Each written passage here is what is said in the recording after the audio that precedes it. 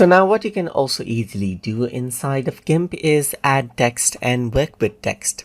So to do that, over here on the top left hand side, you can see that A is present, which is the text tool representation right here.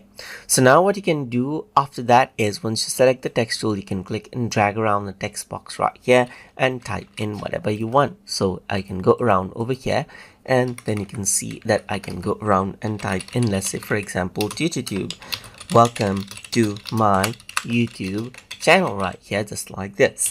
So now what I can do is I can go around and click and drag out the text box right here to change around where it actually squeezes out right here. You can go around and select out the text right here, just like this, and then change around its size by utilizing this this number right here, just like this. You can go around and then change around how it looks right here by changing around the space right here and so forth right here.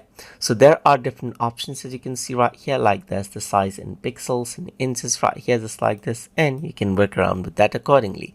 Over here on the left hand side, you can see that this is what you have. So if I were to go around and then use the editor right here, just like this, then what happens is that I can go around and utilize the editor to actually go around and customize out everything.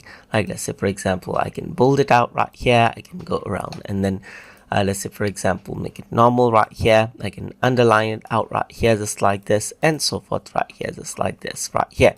You can also go around and strike it through if you want.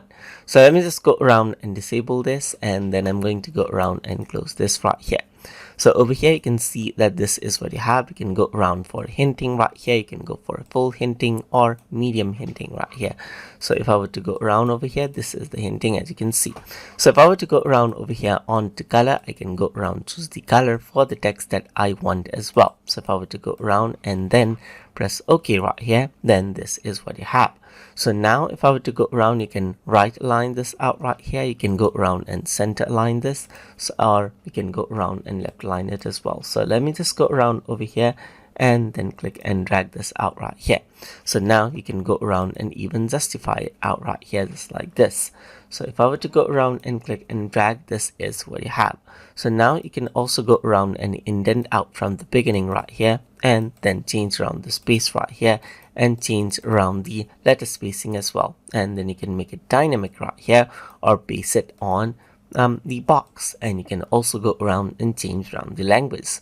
So this is how you can add in text inside of GIMP. So I hope you guys learned something as always. And as always, please like, comment, share, and subscribe.